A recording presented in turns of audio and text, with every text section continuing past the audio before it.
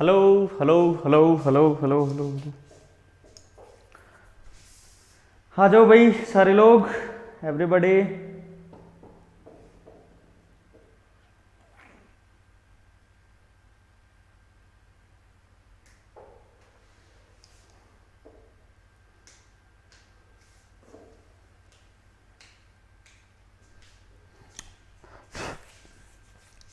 तो बच्चों, हम लोगों ने फंक्शंस का जो डिस्कशन है स्टार्ट कर रखा था, उसमें हमने क्वाड्रेटिक फंक्शन है वो स्टार्ट कर रखा था। ठीक है, तो क्वाड्रेटिक फंक्शन के बारे में हमने कल आपको एग्जांपल्स वगैरह करवाए थे, कब वो क्वाड्रेटिक फंक्शन पॉजिटिव होता है, कब क्वाड्रेटिक फंक्शन नेगेटिव होता है और कब चीज़ें कैसे होती है, उस हिसाब से आगे बढ़ते हैं।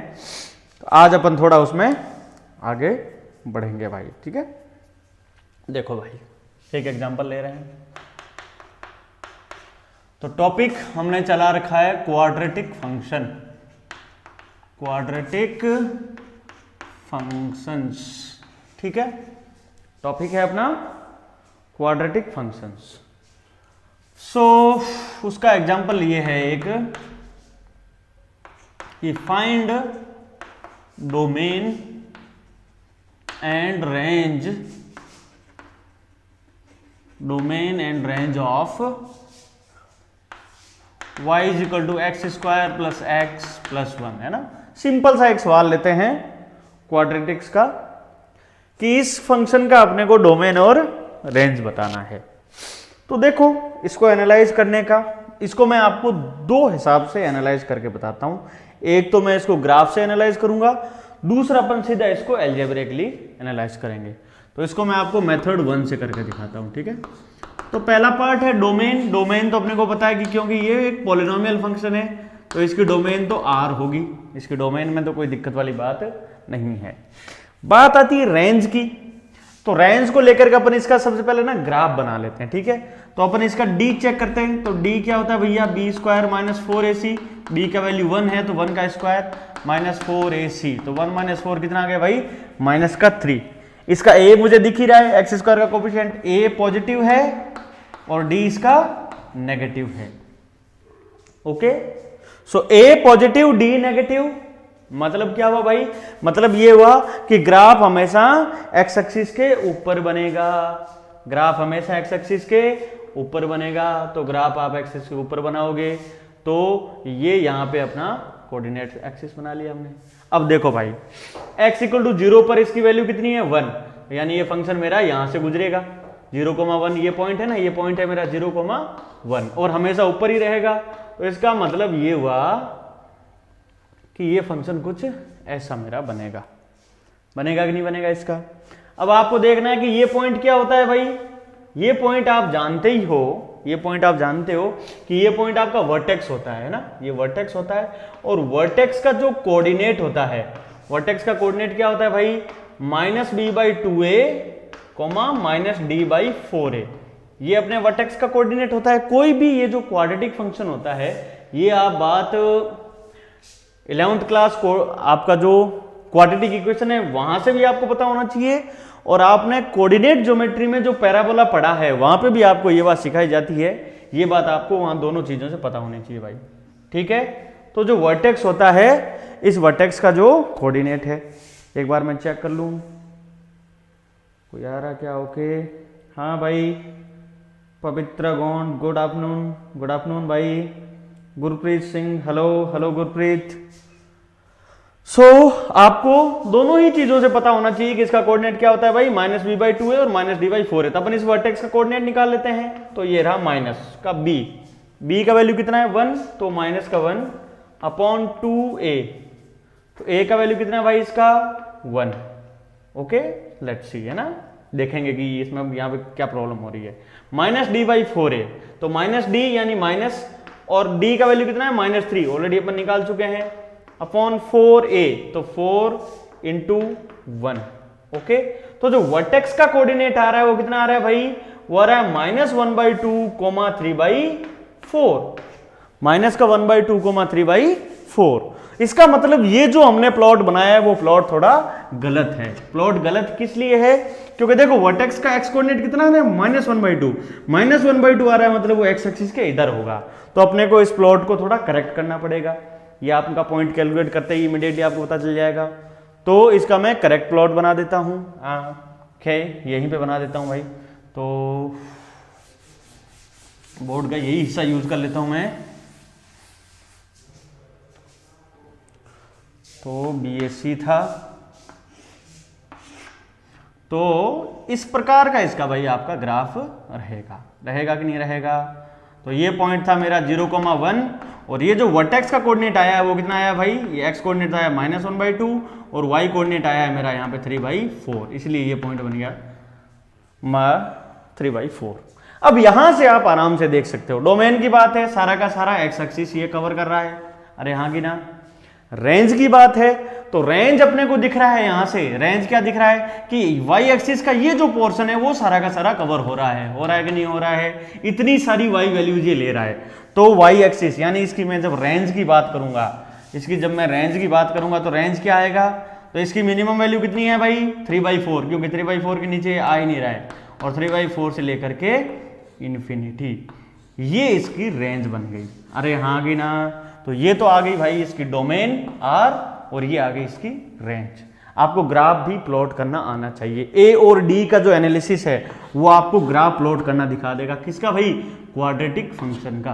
तो क्वाड्रेटिक फंक्शन के ग्राफ की प्लॉटिंग में ए और डी का जो एनालिसिस है बहुत इंपॉर्टेंट होता है। ओके ठीक है। अब इसको, इसी क्वेश्चन को मैं आपको एक दूसरे मेथड से भी सोल्व करके दिखाता हूं। तो देखो आप, ये आपको सबको क्लियर हो रहा है भाई।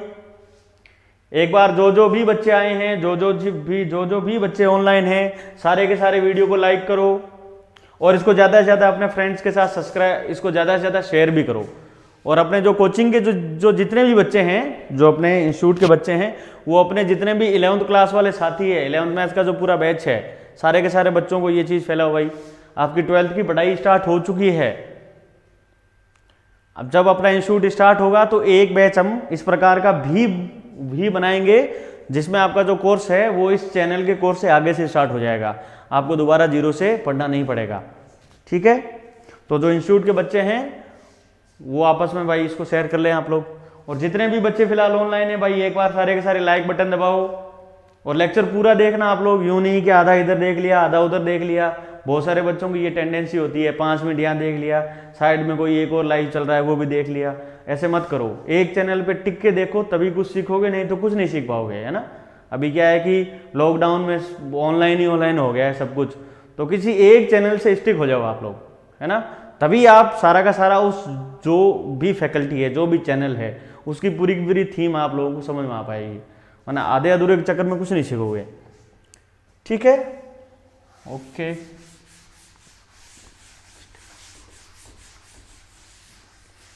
इसको मैं दूसरे मेथड से आपको सॉल्व करके दिखा रहा हूं। इसकी रेंज निकालते हैं भाई।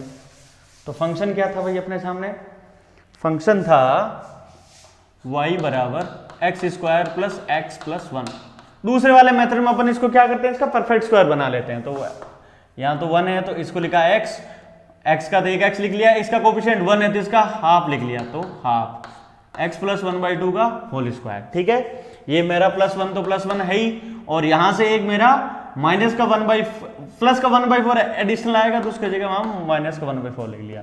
तो ये परफेक्ट स्क्वायर बेटा बनाना आप सबको आता होगा। मैंने क्या किया है, x² था, परफेक्ट स्क्वायर बनाना आपको आता होगा। नहीं आता है तो एक एग्जांपल और ले लेता हूं छोटा सा। जैसे आपके सामने एग्जांपल आ जाता -3x² -2x + 8, इसको आपको परफेक्ट स्क्वायर बनाना है। तो आपको क्या करना है, सबसे पहले जो x² का कोएफिशिएंट है ना उसको कॉमन ले लिया करो। तो ये आ गया मेरा -3, उसको कॉमन ले लो आप। तो x² प्लस आ गया ये 2/3x और माइनस का आ गया ये 8/3। ठीक है भाई। फिर आप क्या करो, x को तो x लिख दिया एज इट इज। x का जो कोएफिशिएंट है ना उसका हाफ, तो 2/3 का हाफ कितना हो जाएगा 2/6, तो ये हो गया प्लस का 2/6 और उसका स्क्वायर लिख लो। एक माइनस का 8/3 तो ऑलरेडी है ही। अब यहां से इसका जब a² करोगे तब ये आ जाएगा, 2ab से ये टर्म आ जाएगी, और फिर जब b² करोगे तब आपका 4/36 एक एक्स्ट्रा टर्म जनरेट होगी। एक्स्ट्रा टर्म जनरेट होगी कि नहीं होगी? बिल्कुल होगी। तो इसको 2/3 की जगह मैं यदि 1/3, 2/6 की जगह मैं 1/3 लिखूं तब भी चलेगा। तो एक एक्स्ट्रा टर्म जनरेट होगी 1/9, उसको खत्म करने के लिए मुझे यहाँ पे क्या करना पड़ेगा? माइनस का 1/9 करना पड़ेगा। ये स्टेप आपको समझना है भाई, ये सबसे इंपॉर्टेंट है आपका, और ये मेथड आपके कई जगह काम भी आएगा कि ये क्वाड्रेटिक को परफेक्ट स्क्वायर कैसे बनाते हैं। सबसे पहले जो लीडिंग कोफिशिएंट है उसको कॉमन निकालो, x को एज इट इज रखो, x का जो भी कोफिशिएंट है उसका आधा यहाँ पे लिख लो, और फिर जो ये लिखा हुआ लिख लो। फिर अपने को पता है कि जब मैं इसका स्क्वायर ओपन करूंगा तो 1/9 एक एक्स्ट्रा टर्म जनरेट होगी, उसको नलिफाई करने के लिए -1/9 लगा दिया। ओके, अब देखो भाई क्या बन गया? तो ये बन गया y बराबर -3, और ये बन गया मेरा x प्लस 1/3 का होल स्क्वायर, और इसमें से आप क्या करो? 9 एलसीएम ले लो। तो 9 एलसीएम लेंगे तो ये आ जाएगा 3, 24, और ये आ गया प्लस का 1। ओके बच्चों, तो ये आ गया मेरा -3, -3 को आप अंदर मल्टीप्लाई करो तो x प्लस 1/3 का होल स्क्वायर, ये माइनस माइनस मेरा प्लस हो गया, 25 हो गया, 9 से ये कट गया तो 3 आ गया।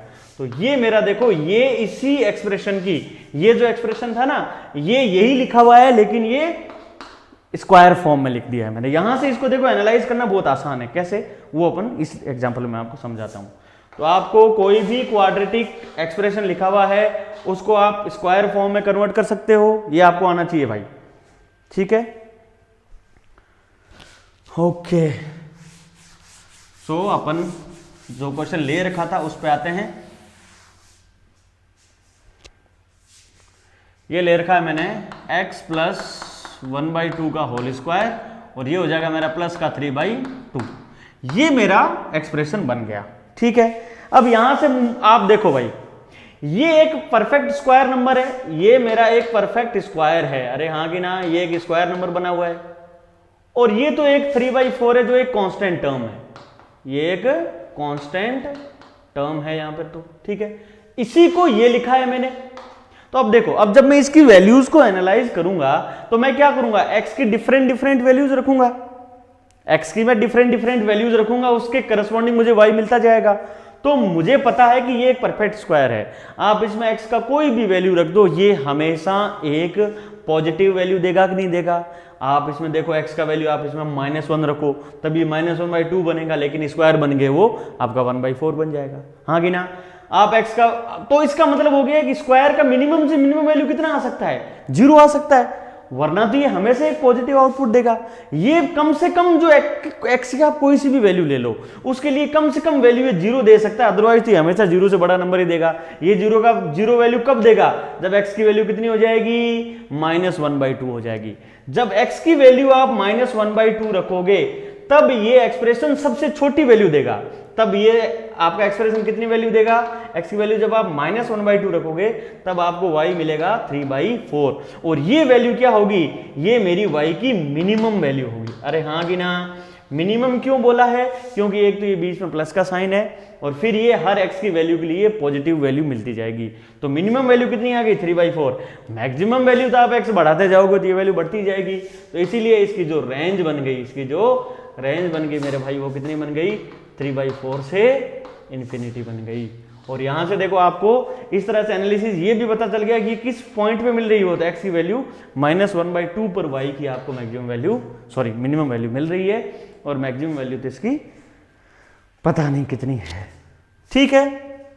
तो इस प्रकार से भी आप क्वाड्रेटिक जो भी फंक्शन है उसको आप इस प्रकार से एनालाइज भी कर सकते हो।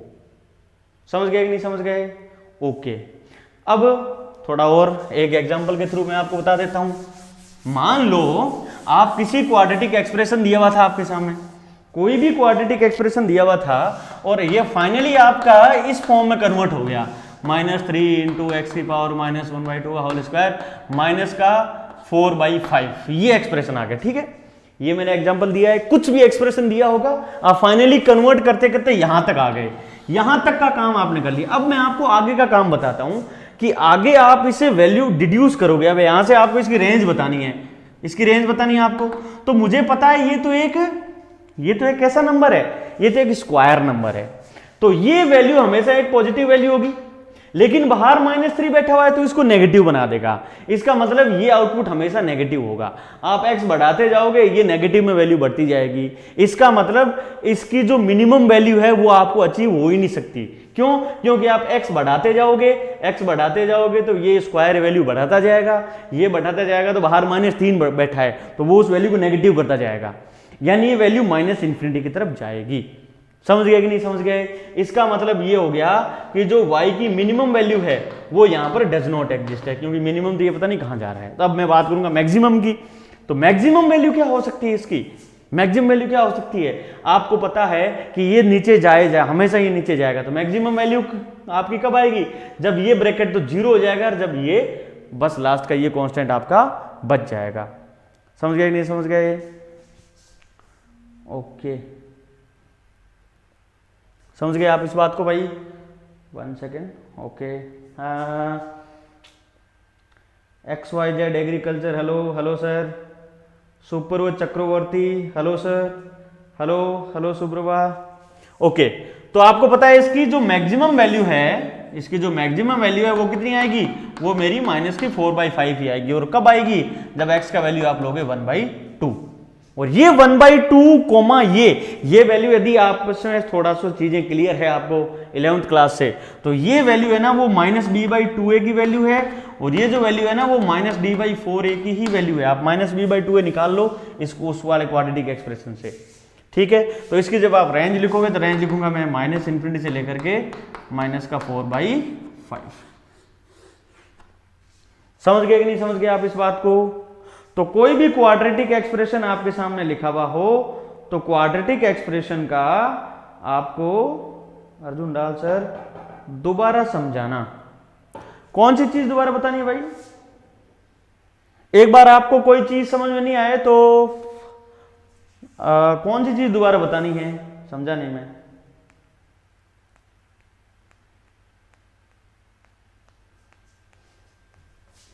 ओके,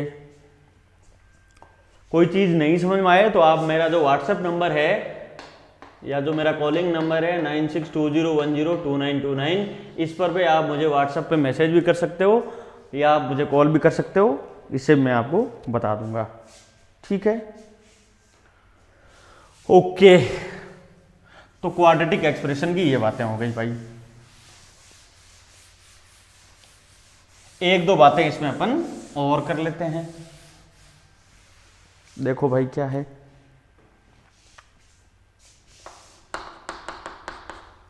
y बराबर √3x² - 3x - 1, इसकी आपको डोमेन निकालनी है, ठीक है? और एक एग्जांपल पैरेलली आपको ये और दे दिया है, y बराबर 1/(x² - 3x + 2), इसकी डोमेन निकालनी है आपको। ये दो एग्जांपल दिए गए हैं, फाइंड डोमेन, इसकी आपको क्या निकालनी भाई? डोमेन निकालनी है। डोमेन का मतलब है कि x की कौन कौन सी वैल्यूज मैं इसमें रख सकता हूं, x की कौन कौन सी वैल्यूज इसमें मैं रख सकता हूं। समझ गए आप इस बात को? तो देखो भाई, ये एक स्क्वायर रूट के अंदर क्वांटिटी लिखी हुई है, ठीक है? ये क्वांटिटी किसमें लिखी हुई है? स्क्वायर रूट के अंदर लिखी हुई है। और स्क्वायर रूट डिफाइंड कब होता है तो आप सबको पता है। जैसे भाई स्क्वायर रूट के अंदर लिख दिया 2 तो ये बिल्कुल डिफाइंड है, स्क्वायर रूट के अंदर लिख दिया 0 तो ये भी डिफाइंड है। लेकिन स्क्वायर रूट के अंदर जैसे लिख दिया मैंने -2 तो ये एक इमेजिनरी नंबर है। ये कैसा नंबर है? इमेजिनरी नंबर है। तो इमेजिनरी वैल्यू अपनी होनी नहीं चाहिए भाई। आप x का इसमें कुछ भी वैल्यू रखो, ये इमेजिनरी हो गया तो इसका मतलब ये तो डिफाइंड नहीं होगा, क्योंकि स्क्वायर रूट के अंदर कोई भी नंबर नेगेटिव बन जाता है तो वो एक इमेजिनरी नंबर बन जाता है। हम वो चीज यहां पर उसको अनडिफाइंड मानेंगे क्योंकि अपन रियल वैल्यूड फंक्शन पढ़ रहे हैं। तो इसका मतलब स्क्वायर रूट के अंदर यदि कोई भी चीज लिखी हुई है, स्क्वायर रूट के अंदर कोई भी चीज लिखी हुई है तो आपको एक चीज ध्यान रखना है कि square root of a is defined if a is defined, सबसे पहले तो a भी डिफाइंड होना चाहिए, and a is greater than equals to 0। समझ गए कि नहीं समझ गए? स्क्वायर रूट ऑफ a है या कोई भी इवन रूट ऑफ a है। जैसे आपके सामने लिखा है, इवन रूट को समझाने के लिए आप क्या लिखते हो यहाँ पर? 2n का मतलब ये नंबर 2 4 यानी स्क्वायर रूट ऑफ 2। इसका मतलब क्या हो गया? यानी a की पावर 1/2, a की पावर 1/4 या a की पावर 1/6, ये सब कब डिफाइंड है? ये तभी डिफाइंड है, नंबर 1 a इज डिफाइंड, जो a लिखा है ना वो खुद डिफाइंड होना चाहिए, और दूसरी बात है कि a का वैल्यू क्या होना चाहिए? 0 या 0 से बड़ा होना चाहिए।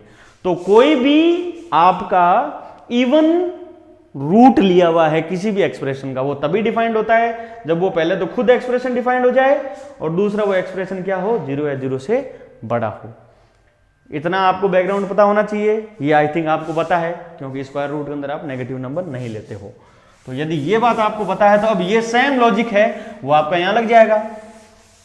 तो सबसे पहले मैं देखूंगा कि स्क्वायर रूट के अंदर क्या लिखा हुआ है, तो स्क्वायर रूट के अंदर ये लिखा हुआ है। ये क्या लिखा हुआ है? तो वो लिखा हुआ है भाई 3x square minus 3x minus 1 should be defined, should be defined. पहली बात तो है कि ये खुद डिफाइंड होना चाहिए, और दूसरी बात ये है कि 3x square minus 3x minus 1 ये खुद 0 या 0 से बड़ा होना चाहिए, तभी ये फंक्शन डिफाइन हो पाएगा, तभी आपको इसकी कोई एक real value of the y मिलेगी। तो मैंने सबसे पहले क्वेश्चन का आंसर देखा, इट शुड बी डिफाइंड, तो ये तो एक पॉलिनोमियल फंक्शन, ये तो हमेशा डिफाइंड है, ये तो हमेशा डिफाइंड है भाई। 3x square minus 3x minus 1, आप कुछ भी x की वैल्यू डालोगे तो हमेशा आपको यहां से कुछ ना कुछ तो मिलेगा ही मिलेगा। अरे हाँ कि ना? बिल्कुल हाँ। अब अगली बात आती है कि ये एक्सप्रेशन मेरा पॉजिटिव कब होगा, यानी ये अंदर जो लिखा हुआ वैल्यू x की कौन कौन सी वैल्यूज के लिए ये 0 या 0 से बड़ा होगा। Next question. अब इस क्वेश्चन का आंसर आपका डिपेंड करता है कल वाले लेक्चर पे। कल वाले लेक्चर में मैंने आपको एक क्वाड्रेटिक एक्सप्रेशन को एनालाइज करना सिखाया था a और d की हेल्प से, कि कब तो वो पॉजिटिव होता है और कब वो नेगेटिव होता है। तो आप में से किसी बच्चे ने यदि कल का लेक्चर सर y की मैक्सिमम वैल्यू दोबारा समझाना, y की मैक्सिमम वैल्यू, बेटा अब तो वो एग्जांपल ही चला गया है ना। ओके, थोड़ा शायद यहाँ वीडियो में लैग है ना, मैं आगे पढ़ा देता हूं तब तक आपके पास वीडियो आता है, ठीक है। कोई भी बेटा अर्जुन आपको दिक्कत हो ना, आप मुझे व्हाट्सएप पे वो जो आपका जो भी मेरा जो नंबर है ना उस पर आप मुझे दोबारा मैसेज भेजना, या मैं आपको कॉल कर दूंगा, ठीक है। तो देखो भाई ये 0 या 0 से बड़ा होना चाहिए, तो इसका आप सबसे पहले d चेक करो। तो d कितना आएगा? b स्क्वायर यानी माइनस 3 का होल स्क्वायर, माइनस का 4, a का मान है 3 और c का वैल्यू है माइनस का 1, ये आएगा 9 और ये आ जाएगा मेरा प्लस का 12। तो 9 का प्लस का 12 कितना आ गया भाई? 9 प्लस 12 आ गया 21। तो मेरा यहाँ पर a भी पॉजिटिव है और d भी पॉजिटिव है। इसका मतलब क्या हो गया? इसका मतलब ये होगा कि ये इसके दो अलग अलग रूट्स आएंगे, इसके दो अलग अलग रूट्स आएंगे। तो वो रूट्स निकालो भाई आप इसके। तो इसके रूट्स निकालने के लिए आप क्वाड्रेटिक फॉर्मूले का यूज कर सकते हो। तो अभी मैं इसके रूट्स निकाल रहा हूँ, इस वाले के इसके मैं रूट्स निकाल रहा हूँ। तो इसके रूट्स आ जाएंगे मेरे माइनस का b यानी 3 plus minus b square minus 4ac की वैल्यू कितनी निकाली आपने? 21 अपॉन 2a, 2a की वैल्यू कितनी आ गई? 6। तो ये आ गया मेरा 3 प्लस माइनस और रूट 21 को आप रूट 21 ही लिख लो, क्योंकि इसको आप और तो किसी वे में ब्रेक नहीं कर सकते, और अपॉन ये 6 का 6। तो इसके रूट कितने आ गए? तो जब मैं इसका ग्राफ बनाऊंगा इस क्वाड्रेटिक एक्सप्रेशन का, तो इसका ग्राफ आएगा, एक तो रूट आएगा 3 माइनस का रूट 21 अपॉन 6, और एक इसका रूट आ जाएगा 3 प्लस का रूट 21 अपॉन 6। ओके, ए पॉजिटिव डी पॉजिटिव, यानी ग्राफ हमेशा ओपनिंग अपवर्ड्स बनेगा और इस प्रकार की शेप इसके एक्सप्रेशन के ग्राफ की बनेगी। तो इसने पूछा कि ये एक्सप्रेशन क्या होना चाहिए? पॉजिटिव होना चाहिए। तो ये पॉजिटिव कब है, यानी ये खुद एक्स एक्सिस के ऊपर कब है? एक तो मेरा एक्स की इन वैल्यूज के लिए और दूसरा मेरा एक्स की इन वैल्यूज के लिए, और इक्वल टू 0 भी हो सकता है क्योंकि रूट के अंदर 0 अलाउड है। तो अब जब मैं इसकी डोमेन लिखूंगा, तब मैं क्या लिखूंगा? एक तो एक्स की ये वैल्यूज, तो ये वैल्यूज क्या है? माइनस इन्फिनिटी से लेकर के 3 माइनस रूट 21 अपॉन 6, ये ओपन इंटरवल, ये क्लोज इंटरवल, यूनियन लगाओगे और फिर क्या लिखोगे? Close interval 3 plus root 21 upon 6 से लेकर के इन्फिनिटी। अरे हाँ कि ना? ये इसकी डोमेन बनेगी। अरे भाई बनेगी कि नहीं बनेगी? क्या है, एक बार दोबारा देख लो। इसकी मुझे डोमेन निकालनी थी। डोमेन निकालने के लिए ये खुद डिफाइन होना चाहिए, जो तो हमेशा डिफाइन है, और ये पॉजिटिव होना चाहिए। तो ये क्वाड्रेटिक एक्सप्रेशन है। क्वाड्रेटिक एक्सप्रेशन में कि शेप देखने के लिए अपन ए और डी चेक करते हैं, ए पॉजिटिव है डी पॉजिटिव आ गया, इसका मतलब ग्राफ ओपनिंग अपवर्ड्स होगा और दो इसके रूट्स भी होंगे, तो ये इस प्रकार की शेप जनरेट होगी। मुझे ये पता करना है कि इसकी वैल्यू 0 या 0 से बड़ी कब है। 0 या 0 से बड़ी का मतलब होता है कि y की वैल्यू, ग्राफ का कौन सा पोर्शन है जो एक्स एक्सिस के ऊपर है, तो ग्राफ का ये जो पोर्शन है वो मेरा एक्स एक्सिस के ऊपर है, तो उसके लिए x की वैल्यूज क्या है, तो ये x की वैल्यूज है और ये x की वैल्यूज है, तो उसको मैंने इंटरवल सिस्टम में इस प्रकार लिख दिया। तो ये जो बन गया ये इस फंक्शन की डोमेन बन गई। समझ गए कि नहीं समझ गए आप लोग सारे? ओके, नेक्स्ट अगला जो क्वेश्चन है उसकी भी मैं आपको डोमेन निकाल के दिखा देता हूं। अब ये क्वेश्चन है, इसकी मुझे डोमेन निकालनी है भाई, इसको दोबारा लिख देता हूं मैं यहां पर। तो 1 upon x square minus 3x plus 2, इसकी मुझे डोमेन निकालनी है ना। तो ये क्या है भाई, ये तो मेरा 1/a टाइप्स है। 1/a यानी कुछ भी एक्सप्रेशन लिखा हुआ है, ए मतलब कोई भी एल्जेब्रिक एक्सप्रेशन लिखा हुआ है। ये कब डिफाइंड होता है? Is defined if A is defined.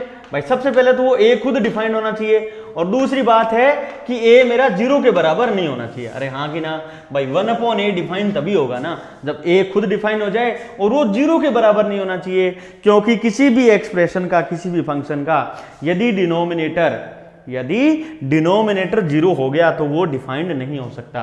तो ये तो एक एल्जेब्रिक एक्सप्रेशन है बेटा, ये एक एल्जेब्रिक एक्सप्रेशन है, तो ये तो हमेशा ही क्या होगा, डिफाइंड तो होगा।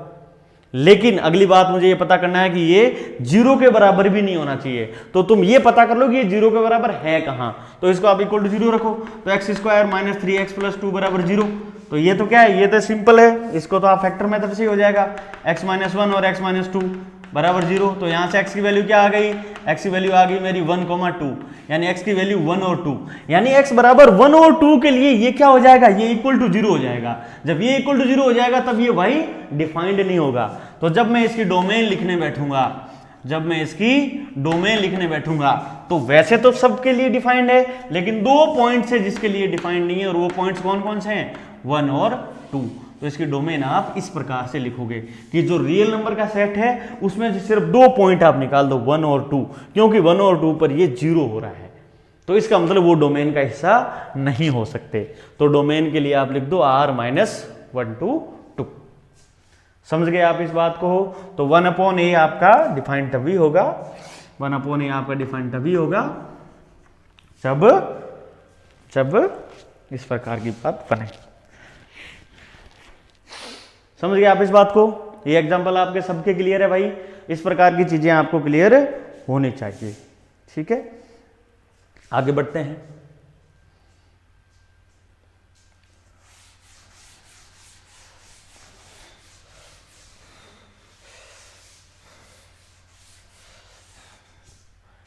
इसमें एक एग्जांपल आप और ले लो। एग्जांपल ले लिया मैंने, y इज इक्वल टू 1/√ऑफ x square minus 3x plus 2। इसकी आपको डोमेन निकालनी है, तो अगेन भाई देखो, सबसे पहले ये कैसा है, 1/a टाइप्स है, 1/a टाइप्स है, तो ये खुद डिफाइन होना चाहिए।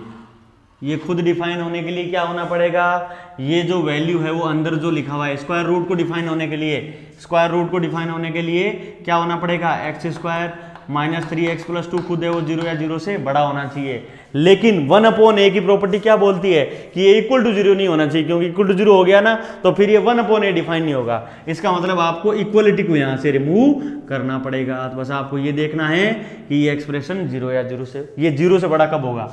तो ये a पॉजिटिव है, इसके रूट क्या है, 1 और 2 है, तो ये इसका कुछ ग्राफ बनेगा। तो ये पॉजिटिव कब है भाई, एक तो 1 के इधर है और 2 के इधर है। तो जब आप इसमें लिखोगे दिया आएगा x बिलोंग्स टू -∞ से 1 यूनियन 2 से इन्फिनिटी। ये इसकी क्या बन जाएगी, ये इसकी डोमेन बन जाएगी कि नहीं बन जाएगी। इस बार मैं इक्वल टू 0 नहीं ले सकता, क्योंकि इक्वल टू 0 में स्क्वायर रूट को तो दिक्कत नहीं है, लेकिन क्योंकि ये एक्सप्रेशन डिनोमिनेटर में लिखा हुआ है तो इसको प्रॉब्लम है। इसीलिए जो इक्वल टू 0 वाले यानी 1 और 2 पे मैं क्लोज इंटरवल्स नहीं लगाऊंगा, इस बार मैं इस पे ओपन इंटरवल लगाऊंगा। और यही एग्जांपल होता है ऐसे ना, जैसे यूं लिखा होता है y बराबर x square minus 3x plus 2।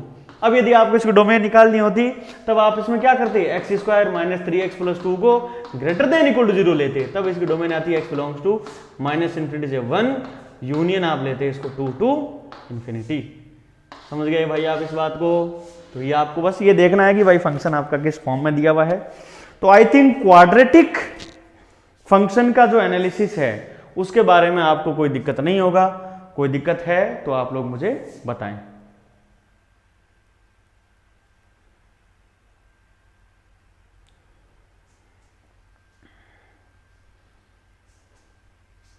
चलो आगे बढ़ते हैं भाई इसमें।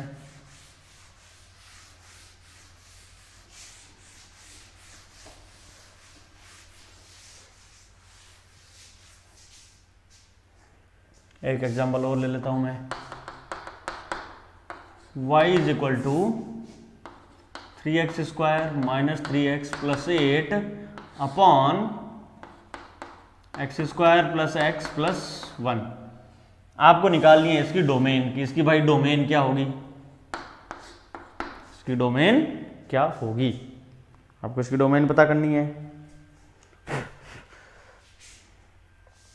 तो क्या होगा भाई, इस बार मैंने क्या है कि दो एक्सप्रेशन लिखे हुए हैं। क्या लिखे हुए हैं, एक्सप्रेशन लिखे हुए हैं y बराबर a upon B, a upon B type लिखा हुआ है। ये कब कब डिफाइंड होता है, ये डिफाइंड होता है a and b should be defined. पहले तो ये दोनों खुद डिफाइंड होना चाहिए भाई, डोमेन है तो शुड बी डिफाइंड, और आपका जो b है वो आपका नॉट इक्वल टू 0 होना चाहिए। b क्योंकि 0 हो गया तो फिर ये दिक्कत ही दिक्कत है। तो ये आपकी शर्त होती है। a अपॉन बी डिफाइंड कब होता है, जब a और b खुद डिफाइंड हो। पहले उन खुद को डिफाइंड कर दो, फिर आप b का वैल्यू नॉन जीरो होना चाहिए, क्योंकि b का वैल्यू 0 होने से आपका डिनोमिनेटर 0 हो जाएगा तो दिक्कत है। बस यही दो चीज़ों का आपको ध्यान रखना है, यही दो चीज़ों का ध्यान रखना है। तो इन दो चीज़ों का ध्यान रखें, आप इसका डोमेन बता दो फटाक से। कैसे भाई, तो ये ऐसे मैंने देखा ये हमेशा डिफाइंड, कोई दिक्कत नहीं क्योंकि ये तो अलजेब्रिक फंक्शन है। ये भी हमेशा डिफाइंड, बहुत बढ़िया। बस डोमेन निकालने के लिए मुझे एक ही चीज का ध्यान रखना है कि x square plus x plus 1 है ना, वो 0 के बराबर नहीं होना चाहिए। तो आप ये पता कर लो ये 0 के बराबर है कहां, उस पॉइंट को हटा देना फिर रियल वैल्यूज में से। तो मैंने इसके लिए ये पता किया कि x square plus x plus 1 जो है वो इक्वल टू 0 कब है। इसको मैंने अभी एनालाइज किया था, इसका तो ग्राफ ही कुछ ऐसा बनता है भाई, क्योंकि ए इसका पॉजिटिव है, डी इसका नेगेटिव है, तो एक्स एक्सिस के ऊपर ही हमेशा रहेगा। तो ये तो कभी भी इक्वल टू 0 होगा ही नहीं, क्योंकि इसकी वैल्यू तो हमेशा पॉजिटिव है भाई। X square plus x plus 1 is greater then 0 for all x, x की हर वैल्यू के लिए ये तो एक पॉजिटिव एक्सप्रेशन है। तो इसका मतलब ये कभी 0 होगा ही नहीं, होगा ही नहीं, तो इसका मतलब ये कभी दिक्कत देगा नहीं, दिक्कत नहीं देगा। तो इसकी जब आप डोमेन लिखोगे, जब आप इसकी डोमेन लिखोगे तो डोमेन इसकी क्या आ जाएगी, डोमेन इसकी आर आ जाएगी, रियल नंबर्स। इसकी डोमेन क्या बन जाएगी, रियल नंबर्स। आप में से बहुत सारे बच्चे ये सोच सकते हैं सर आप रेंज के सवाल नहीं करवा रहे हो, डोमेन निकलवा रहे हो हमसे। तो बेटा रेंज का जो टॉपिक है ना वो अपने को सारे फंक्शन पढ़ने के बाद में लेना पड़ेगा, क्योंकि रेंज निकालना इतना आसान नहीं है इस तरह के यदि कॉम्प्लिकेटेड फंक्शंस बन जाए तो जहां जहां आप अभी रेंज की चीजें समझ सकते हो वो मैं आपको साथ के साथ समझाता जाऊंगा। वैसे अपन रेंज का टॉपिक डोमेन, और डोमेन जो चीज है ना वो मैं टाइप ऑफ फंक्शन के साथ में लेके चल रहा हूं आपके, ठीक है। रेंज का जो टॉपिक है वो अपने को अलग से लेना पड़ेगा, वहीं पे आपको अलग अलग मेथड्स हैं जिनके थ्रू समझाई जा सकती है। और बहुत सारे फंक्शंस हैं उनकी रेंज तो आप एप्लीकेशन ऑफ डेरिवेटिव से निकालोगे। तो आगे भी अपन जैसे जैसे मैथ पढ़ते जाएंगे तो रेंज तो ये हमेशा चलने वाली चीज है, एक साथ इस टॉपिक को खत्म नहीं किया जा सकता, ठीक है।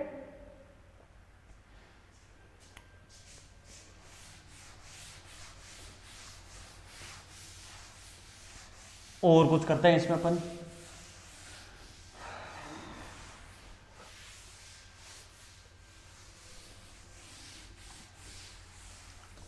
तो जितने भी स्टूडेंट्स हैं भाई आप सारे के सारे लोग एक दो चीज का ध्यान रखोगे, जो भी चैनल पे बच्चा पढ़ने आ रहा है एक वो चीज ध्यान रखो। एक तो आप सारे के सारे बच्चे भाई पढ़ाई स्टार्ट कर दो, है ना, क्योंकि हम लोग देख रहे हैं कि जो कोरोना की वजह से ना अपना देश बहुत अच्छा इसमें फाइट कर रहा है, और बहुत जल्द ये सिचुएशन ठीक होने वाली है, तो आपकी पढ़ाई स्टार्ट हो जाएगी।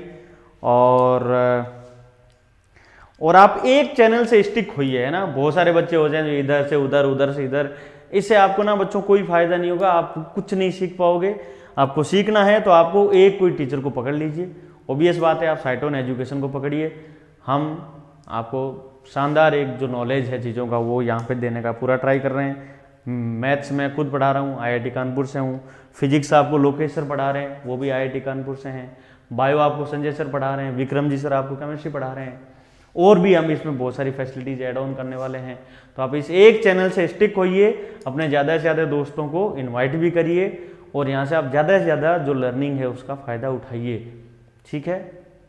और कोई भी आपको डाउट आता है तो मेरा मैथमेटिक्स से रिलेटेड तो 9620102929 इस नंबर पे आप मुझे सीधा संपर्क करें, सीधा कॉल करें आप मुझे, ठीक है। और कल जो मैं आपको पढ़ाने वाला हूँ, कल अपन पढ़ने वाले हैं बच्चों एक्सपोनेंशियल फंक्शन, ठीक है। बहुत इंपॉर्टेंट फंक्शन होता है, कहीं से आपको कुछ पढ़ने का मिले एक्सपोनेंशियल फंक्शन तो y बराबर a की पावर x की फॉर्म का होता है ये फंक्शन। इस फंक्शन के बारे में आप कल पढ़ के आइएगा। तो कल अपन इस एक्सपोनेंशियल फंक्शन के बारे में पढ़ेंगे, और टाइम रहा तो हमारे इसमें साथ के साथ अपन लॉगरिथमिक फंक्शन भी आपको पढ़ा दूंगा, लॉगरिथमिक फंक्शन। तो अगले जो अपने इसमें चलने वाली चीजें हैं वो एक्सपोनेंशियल फंक्शन और लॉगरिथमिक फंक्शन है। दोनों ही बहुत इंपॉर्टेंट है, दोनों ही फंक्शन अपने आप में बहुत इंपॉर्टेंट है। तो इनकी पढ़ाई अपन कल से करेंगे। तो आज के लिए बस इतना ही भाई। ओके, ठीक है, धन्यवाद।